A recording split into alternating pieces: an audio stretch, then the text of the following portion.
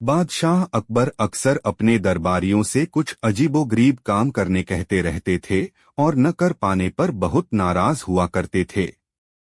एक दिन भरे दरबार में उन्होंने बीरबल से कहा, बीरबल, मैं चाहता हूं कि तुम अपने कल्पना शक्ति का इस्तेमाल कर एक ऐसा चित्र बनाओ जिसे देखकर मैं खुश हो जाऊं। बीरबल को चित्रकारी नहीं आती थी। वह अकबर से बोला, हुजूर, मैं तो आपका मंत्री हूं, मैं कैसे चित्र बना सकता हूं? मुझे तो चित्रकारी आती ही नहीं है। बीरबल के जवाब पर अकबर नाराज होते हुए बोले, मैं कुछ सुनना नहीं चाहता। तुम्हें हर हाल में मेरा हुक्म मानना होगा।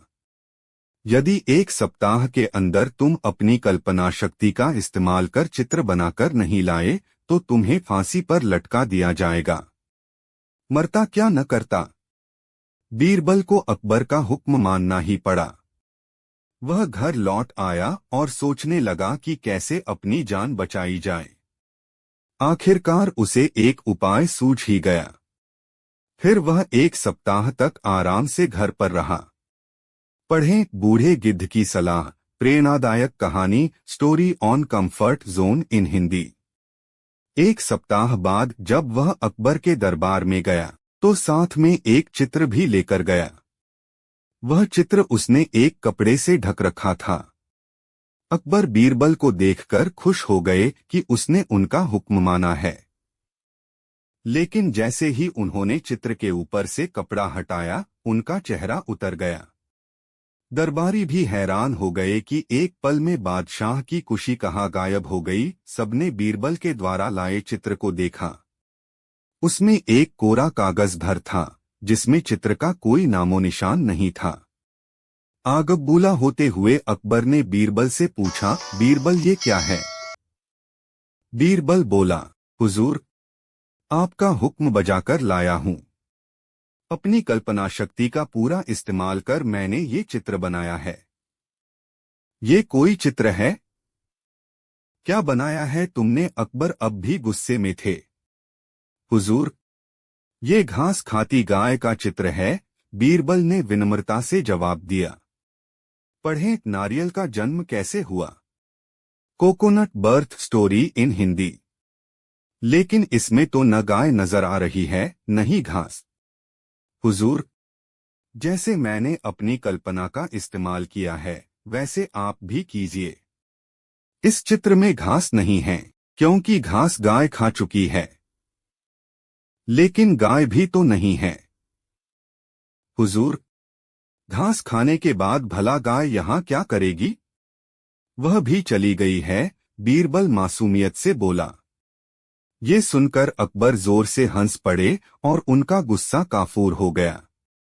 उन्होंने बीरबल को उसकी अक्लमंदी के लिए पुरस्कृत किया। कहानी नंबर 2। एक दिन बादशाह अकबर अपनी बेगम साहिबा से गुफ्तगू कर रहे थे। बातों बातों में अकबर बेगम के सामने बीरबल की बुद्धिमानी और चतुराई की प्रशंसा करने लगे। बेगम बोली, हुजूर, बीरबल कितना ही चतुर सही, मुझसे वह जरूर हार जाएगा। ऐसी बात है तो आप बीरबल की परीक्षा लेकर देख लीजिए, अकबर बेगम को चुनौती देते हुए बोले। अगले दिन दरबार की कार्यवाही समाप्त होने के बाद अकबर ने बीरबल को अपने कक्ष में बुलवाया। जब बीरबल कक्ष में पहुंचा तो अकबर के साथ बेगम साहिबा भी वहां मौजूद थी। उन्होंने सेविका को बुलवाया और उसे बीरबल के लिए शरबत लाने का आदेश दिया। सेविका के जाने के बाद वह बीरबल बोली, 10 तक गिनने तक सेविका शरबत लेकर हाजिर हो जाएगी। फिर वो 1 से लेकर 10 तक गिनती गिनने लगी। 10 गिनते ही सेविका शरबत का गिलास लेकर कक्ष में मौजूद थी। महारानी बोली, बीरबल देखो हमारा कितना नपातुला अंदाज है। बीरबल मुस्कुराया। फिर महारानी बोली, बीरबल, कल हम तुम्हारे घर दावत पर आएंगे। पढ़ें शेख चिल्ली की सर्वश्रेष्ठ कहानियां। बीरबल सोचने लगा कि महारानी स्वयं दावत पर आने को कह रही है। जरूर दाल में कुछ काला है।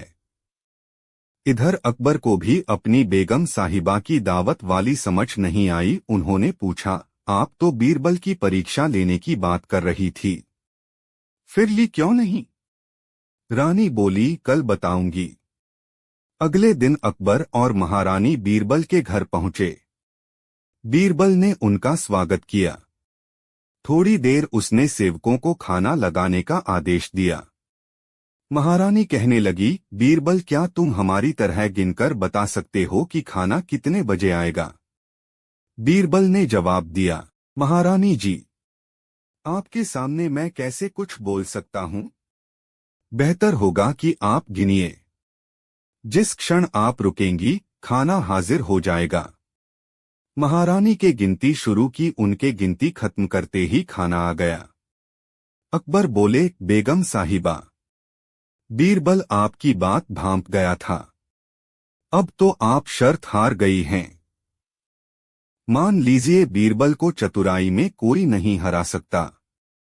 महारानी कुछ कहती, इसके पहले ही बीरबल बोल पड़ा, जहां पनाह, जीत महारानी जी की ही हुई है।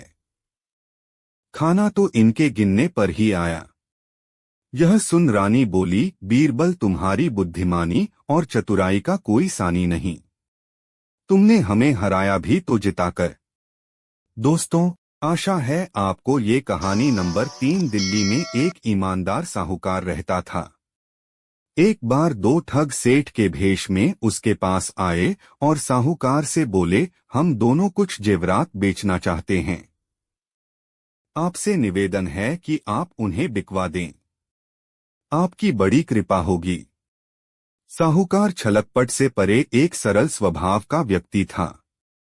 उसने उत्तर दिया, जब तक मैं इन जेवरातों को खरीदारों को दिखाकर उनसे बातचीत न करूं, तब तक मैं आपको नहीं कह सकता कि ये बिकेंगे या नहीं। इसलिए आपको इन जेवरातों को मेरे पास छोड़ना होगा। कल दोपहर तक ग्राहकों से बात कर मैं आपको जानकारी दे दूंगा। सेठ के रूप में आए ठग बोले, आप बेखटक इन जेवरातों को अपने पास रखें, पर एक बात का ध्यान रखें कि जब हम दोनों एक साथ इन जेवरातों को लेने आएं, तब ही इन्हें लौटाइएगा। एक के आने पर मत लौटाइएगा। साहूकार ने कहा, ऐसा ही होगा। ठग जेवरात साहूकार के हवाले कर वहां से आगे बढ़ गए। 60-70 गज का फासला तय करने के बाद उनमें से एक साहूकार के पास वापस आया और बोला, हम ये जेवरात आपके पास नहीं छोड़ना चाहते। आप कृपा कर इन्हें वापस दे दीजिए। हम लोग कल दोपहर फिर आपकी सेवा में हाजिर हो जाएंगे। साहूकार ने पूछा, आपके दूसरे साथी कहाँ हैं? उस ठग ने उंगली से अपने दूसरे साथी की ओर इशारा कर साहूकार को बतलाया, उस तिराहे पर मेरा दूसरा साथी अपने एक मित्र से वार्तालाप कर रहा है। उसके कहने पर ही मैं आपके पास आया हूं। पढ़ें शेख चिल्ली की सर्वश्रेष्ठ कहानियां।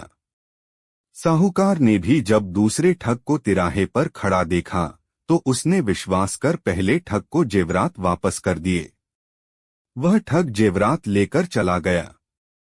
कुछ समय बीता तो दूसरा ठग साहूकार के पास आया और जेवरात मांगने लगा। इस पर साहूकार बोला, जब आप तिराहे पर अपने मित्र से वार्तालाप कर रहे थे, तब आपका दूसरा साथी आया था और वह जेवरातों को ले गया। मैंने उससे आपके बारे में पूछा, तो उसने आपकी ओर इशारा कर बताया कि आपके ही कहने पर वह आया है। उसकी बातों पर विश्वास कर मैंने उसे जेवरात वापस कर दिए।